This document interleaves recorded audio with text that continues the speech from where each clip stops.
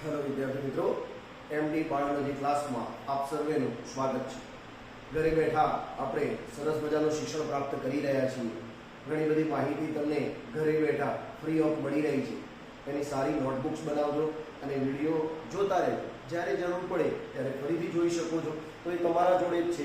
તો સૌથી પહેલા હવે આજનો આપણો ટોપિક છે। આપણે લાસ્ટ ટાઈમે ચર્ચા કરી હતી કે ભાઈ વર્ગીકૃત જે કક્ષાઓ હતી એની ચર્ચા કરી હતી કે ભાઈ દાખલા તરીકે આપણે વાત કરી હતી સૃષ્ટિ, સમુદાય કે વિભાગ, વર્ગ, શ્રેણી, ગોત્ર, કુળ, પ્રજાતિ, જાતિ, આ તમામે તમામ બાબતની ચર્ચા કરી હતી। ત્યારે મેં તમને કીધું હતું કે આ દરેકે દરેક સ્ટેપ વિશે આપણે શાંતિથી અભ્યાસ કરીશું। હવે આપણો જે પ્રોજેક્ટ છે એ મારો પ્રોજેક્ટ 360 છે, એટલે કે નીટ 360 બાયોલોજીમાં તમને કોઈ પણ તકલીફ ન પડે એવા વિડીયો બનાવો। તો સૌથી પહેલા આજનો આપણો ટોપિક જેનું નામ છે જાતિ। તમે જોતા હશો જાતિ અહીંયા પણ લખ્યું છે, અહીંયા પણ લખ્યું છે। અહીંયા મેં લખ્યું છે નીટ બેઝ અને અહીંયા લખ્યું છે એનસીઈઆરટી। मतलब કે બંને વસ્તુઓનો કમ્બાઈન કરો તો નીટના લેવલના તમામ બાબતો આની અંદર આવી જાય છે। તો સૌથી પહેલા મારો એવો વિચાર છે કે આપણે જાતિથી શરૂઆત કરીએ કે જે નીટમાં આપણને જરૂરી છે। સૌથી પહેલા તો જ્હોન રે કરીને એક વૈજ્ઞાનિક થઈ ગયા જેમણે જાતિ શબ્દ આપ્યો અને જાતિ શબ્દનો ખ્યાલ આપ્યો। જ્હોન રે એ જાતિ શબ્દ આપ્યો અને જાતિ શબ્દ વિશેનો ખ્યાલ આપ્યો। પણ ત્યારબાદ અંશ mayor very well known name અંશ મેયર જાતિ વિશેનો જૈવિક ખ્યાલ આપ્યો। એટલે અહીંયા તમારે બે પ્રશ્નો તૈયાર થઈ ગયા કે ભાઈ જાતિ શબ્દ અને જાતિનો ખ્યાલ પૂછાય તો જ્હોન રે અથવા ટર્મ કહેવાય છે ટર્મ તો જ્હોન રે, પરંતુ એમ પૂછાય કે બાયોલોજીકલ જૈવિક ખ્યાલ કોણે આપ્યો તો અંશ મેયર। આપણે જ્યારે ટોપિક સ્ટાર્ટ કરીએ યુનિટ 1 ત્યારે એમાં પહેલા જ પેજ પર એની આકૃતિ છે, એનો ફોટો છે। તો અંશ મેયરની થોડીક વાત મેં એ જગ્યાએ નથી કરી કેમકે મને ખબર હતી કે આગળ જરૂર પડશે, એટલે યાદ રાખવાનું અંશ મેયરના કેટલાક ક્વેશ્ચન છે। 20મી સદીના ડાર્વિન તરીકે કોને ઓળખવામાં આવે છે? અંશ મેયર। જાતિ વિશેનો જૈવિક ખ્યાલ કોણે આપ્યો? અંશ મેયરને બાયોલોજીના એટલે કે જીવ વિજ્ઞાનના મુગટ અથવા તાજ સમાન જે 3 એવોર્ડ કહેવાય છે એ 3 તાજ સમાન એવોર્ડ આપવામાં આવ્યા, જેમાં એક છે ધ બાલ્ઝન પ્રાઇઝ 1983। બીજો એક એવોર્ડ આપવામાં આવ્યો the international prize for biology 1904 અને ત્રીજો એવોર્ડ આપવામાં આવ્યો ધ ક્રાફુડ પ્રાઇઝ 1999।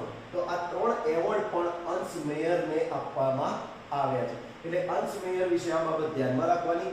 જાતિના સંદર્ભમાં પૂછાય તો જાતિનો જૈવિક ખ્યાલ અંશ મેયરે આપ્યો અને અંશ મેયરને શું કહેવાય છે તો 20મી સદીના ડાર્વિન કહેવાય છે। તેમને જીવ વિજ્ઞાનના 3 તાજ સમાન મુગટ જેવો એવોર્ડ જે આપવામાં આવ્યો છે એ એવોર્ડ છે the Balzan prize, the international prize and the Crafoord prize. આ 3 પ્રાઇઝના એવોર્ડના નામ પણ આપણે યાદ રાખવાના, નીટ માટે ખૂબ જરૂરી પ્રશ્ન। હવે મેયરે જાતિનો જૈવિક ખ્યાલ આપ્યો એટલે વ્યવહારિક વસ્તુ હતી કે વ્યાખ્યા આપી ત્યારે મેયરે કે જે સજીવો આંતર પ્રજનન કરી શકે અને પ્રજનનક્ષમ સંતતિ સર્જી શકે તેમને જ એક જાતિના કહેવાય। જે સજીવો આંતર પ્રજનન કરી શકે અને પ્રજનનક્ષમ સંતતિ સર્જી શકે તેમને જ એક જાતિના કહેવાય। પરંતુ મેયરની જે આ વ્યાખ્યા હતી એ અધૂરી, કેમ કે આ જે વ્યાખ્યા હતી એ વ્યાખ્યા લિંગી પ્રજનનના સંદર્ભમાં હતી, એટલે એની અંદર અલિંગી પ્રજનન કરતા સજીવોનો સમાવેશ થઈ શક્યો નહીં, એટલે આ વ્યાખ્યાને અધૂરી વ્યાખ્યા ગણવામાં આવે। ખ્યાલ આવી જાય? કેમ કે જાતિ શોધવા માટે જો જાતિ શોધવાની હોય તો મુખ્ય લક્ષણ આંતર પ્રજનન છે 100%, જાતિ શોધવી હોય તો મુખ્ય લક્ષણ આંતર પ્રજનન છે, પરંતુ ટેક્સોનોમી એટલે કે વર્ગીકરણ વિદ્યામાં જાતિ શોધવામાં આંતર પ્રજનનને ધ્યાનમાં લેવામાં આવતું નથી, બાહ્યાકાર લક્ષણોને ધ્યાનમાં લેવામાં આવે છે। આ યાદ રાખવાનું। આમ તો જાતિ શોધવા માટે આંતર પ્રજનન ગણાય, પણ ટેક્સોનોમિકલ વર્ગીકરણ વિદ્યાની રીતે જાતિ શોધવા માટે બાહ્યાકાર લક્ષણોને ધ્યાનમાં લેવામાં આવે છે। બાહ્યાકાર લક્ષણો શું છે? તો સજીવના બાહ્ય સ્વરૂપનો અભ્યાસ, બાહ્ય સ્વરૂપનો અભ્યાસ, બાહ્યાકાર લક્ષણો। દાખલા તરીકે વાઘ અને સિંહ તમે બહારથી જોઈને જ કહી શકો છો કે હા આ બંને અલગ અલગ છે? કહી શકો છો કે નથી કહી શકતા? આપણે કહી શકીએ છીએ રીંગણ અને બટાકા તમને આપવામાં આવે તો બંને સરખા છે? ના, બંને અલગ અલગ છે। તો આ જે બાબત છે એ બાબતને જાતિ શોધવા માટે વર્ગીકરણ વિદ્યામાં ખૂબ મહત્વનો ભાગ લેવામાં આવે। તો આમાંથી જે ક્વેશ્ચન્સ છે ક્વેશ્ચન્સ તમારે બનાવી દેવા, એટલે તમને ખ્યાલ આવી જશે। ક્વેશ્ચન હું બોલી પણ દઉં છું।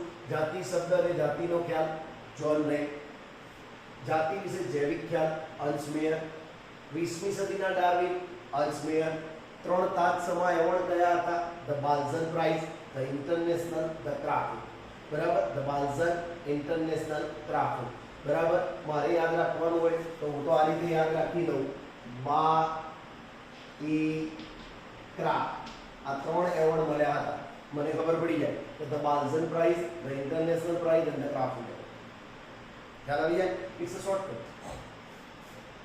હવે મેયરે આપેલી વ્યાખ્યા શું હતી? જે સજીવો આંતર પ્રજનન કરી શકે અને પ્રજનનક્ષમ સંતતિ સર્જી શકે એ એક જાતિના હોય, પણ આ વ્યાખ્યા કેવી હતી? અધૂરી હતી। લિંગી પ્રજનન માટે બરાબર હતી, પણ અલિંગી પ્રજનન કરતા સજીવો માટે પછી અલિંગી પ્રજનનમાં પણ જાતિ તો હોય જ, તો હવે એને કેવી રીતે ઓળખવી? તો એ માટે વ્યાખ્યાને થોડી અલગ રાખી અને નક્કી કર્યું કે આપણે બાહ્યાકાર લક્ષણોને ધ્યાનમાં રાખીને જાતિને અલગ પાડીશું। તો હવે આપણે આ તો નીટની વાત થઈ, આપણ નીટમાં આવશે, પણ આ એનસીઈઆરટી બેઝ પર જઈએ આપણે કે હવે જાતિની વ્યાખ્યા આપણે એનસીઈઆરટીમાં શું છે? આ આપણી થિયરી છે।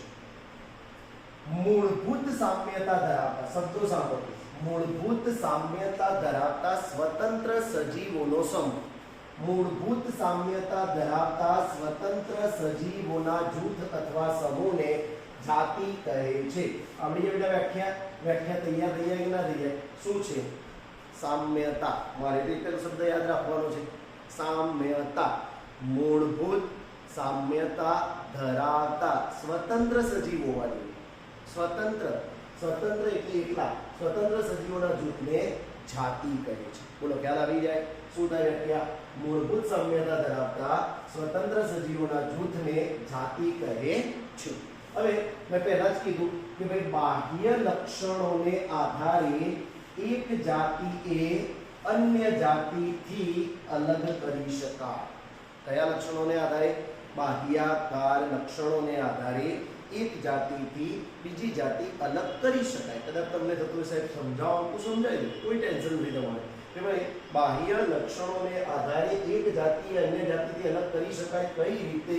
તો આપણે 2 ઉદાહરણ મેં પહેલા જ લખી દીધા છે કે દાખલા તરીકે પેન્થેરા ટાઇગ્રિસ અને પેન્થેરા લિયો। આ પેન્થેરા ટાઇગ્રિસ અને પેન્થેરા લિયો, પેન્થેરા ટાઇગ્રિસ એ વાઘનું નામ છે, પેન્થેરા લિયો એ સિંહનું નામ છે। હવે આપણે ભણ્યા છીએ દ્વિનામી નામકરણમાં કે પહેલું જે હોય છે એ પ્રજાતિ અને બીજું નામ જાતિ।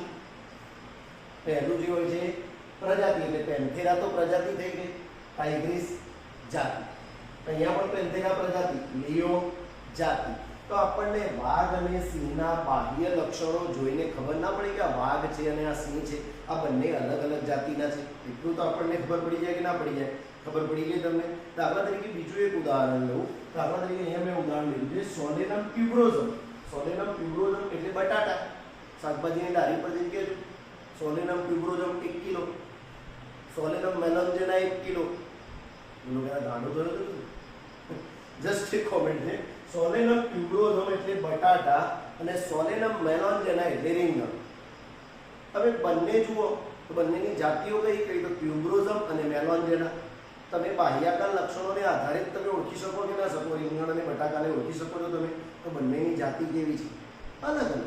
તો તમે સમજી ગયા હશો કે જાતિ એ બાહ્ય લક્ષણોને આધારે એક જાતિએ બીજી જાતિથી અલગ કરી શકાય છે. વાઘની અલગ જાતિ છે, સિંહની અલગ જાતિ છે, બાહ્ય લક્ષણો પરથી જાણી શકાય છે. આપણે બટાટાની અલગ જાતિ છે, રીંગણની અલગ જાતિ છે, બાહ્ય લક્ષણોને આધારે જાણી શકાય છે. આવા તો ઘણા બધા ઉદાહરણો છે. હવે બીજું એક ઉદાહરણ લઈએ, મેંગીફેરા ઇન્ડિકા, આંબો.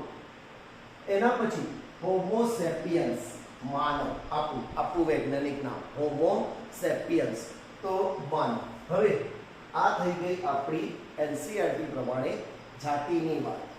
એક જાતિઓ બધી અલગ અલગ છે. તમે જુઓ કે સાહેબ આ બંનેની પ્રજાતિ સરખી છે, સાચી વાત છે. એક પ્રજાતિમાં ઘણી બધી જાતિઓ આવી શકે, એક પ્રજાતિમાં ઘણી બધી જાતિઓ હોઈ શકે. આપણે આગળ ચર્ચા કરતા જઈશું એટલે તમને ખબર પડતું જશે, પણ યાદ રાખવાનું કે એક પ્રજાતિમાં ઘણી બધી જાતિ આવી શકે. દાખલા તરીકે અહીંયા પેન્થેરા ટાઇગ્રિસ છે, પેન્થેરા લિયો છે, પછી પેન્થેરા પાર્ડસ પણ આવશે. તો એ આપણે આગળ જોઈએ છીએ.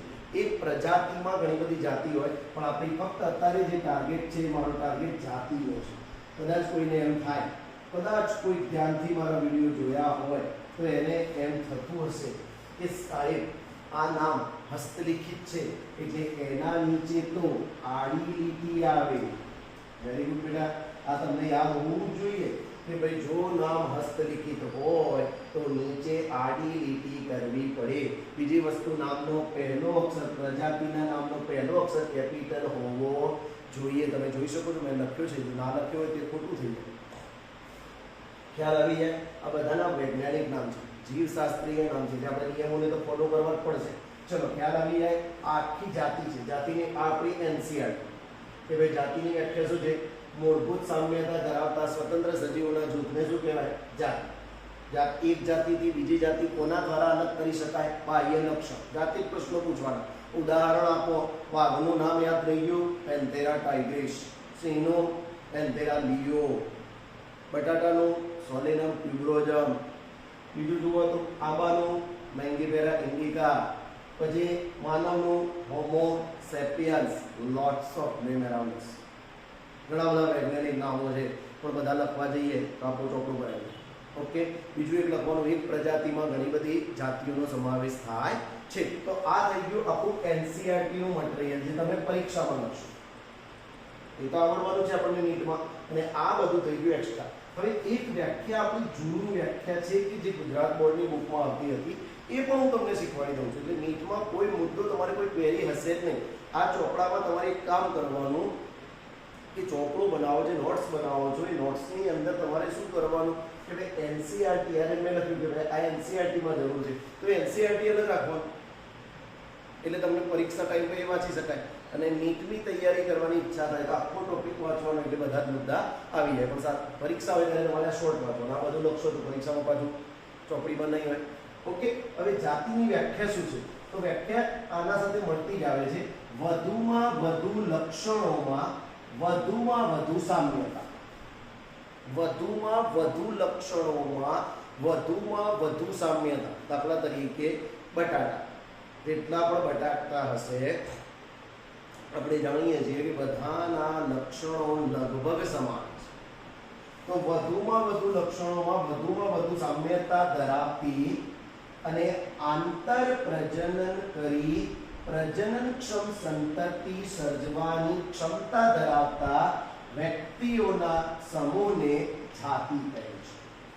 આપણી એક વ્યાખ્યા છે જે આપણે યાદ કરવાની છે કે ભાઈ શું છે વ્યાખ્યા? વધુમાં વધુ લક્ષણોમાં વધુમાં વધુ સામ્યતા ધરાવતા અને આંતર પ્રજનન કરી પ્રજનનક્ષમ સંતતિ સર્જવાની ક્ષમતા ધરાવતા સજીવોના સમૂહને જાતિ કહે છે. તો ક્લિયર થઈ જાય. અહીંયા દરેકે દરેક પ્રકારની માહિતી આપની સમક્ષ મેં મૂકી છે. તમે જોઈ શકો છો કે ભાઈ જાતિની વ્યાખ્યા મેયરે આપી હતી. એ વ્યાખ્યાનો અડધો ટુકડો અહીંયા છે. સામ્યતાની વાત અહીંયા છે. એટલે અહીંયા બધી જ વ્યાખ્યાઓ આવી ખબર પડી જાય. જાતિ એ પ્રજાતિ પછી લખાતું નામ છે. જાતિ એક નાનું જૂથ છે. આપણે ભણ્યા છીએ કે ભાઈ જાતિ એ છે લી લખતા હતા, સૃષ્ટિ પહેલાં સૃષ્ટિ લખતા હતા, પછી બે શું લખતા હતા? જાતિ લખતા હતા. લાસ્ટ ટોપિકમાં જોજો તો જાતિ એ નાનામાં નાનો વર્ગ છે એમ કીધું છે મેં. તો નાનામાં નાના વર્ગ તો આ જાતિઓ છે બધી. આ શું છે? જાતિઓ. તમને કોઈ પણ નામ આપવામાં આવે તમે જાતિ ઓળખી શકો કે ના ઓળખી શકો? બોલો, ઓળખી શકો? દાખલા તરીકે હું આવું લખું, રોઝા ઇન્ડિકા. આ રોઝા ઇન્ડિકા આ ગુલાબનું નામ છે. તો આમાં જાતિ કઈ? ઘણા બધા વિદ્યાર્થીઓ તરત કહે છે સાહેબ આ ઇન્ડિકા છે એ જાતિ છે અને આ જે છે એ તો પ્રજાતિ છે. ઓકે મિત્રો, ખ્યાલ આવી જાય. જાતિ વિશેનો દરેક ટોપિક તમારા મગજની અંદર ક્લિયર થઈ ગયો હશે, દરેક ક્વેશ્ચન્સ હશે એ ખબર પડી ગઈ હશે અને આ રીતની નોટ્સ બનાવશો તો નીટ સાથે કોઈ પણ તકલીફ નહીં પડે. જોતા રહેજો. કોઈ ક્વેરી હોય તો કોન્ટેક્ટ કરજો. Thank you very much.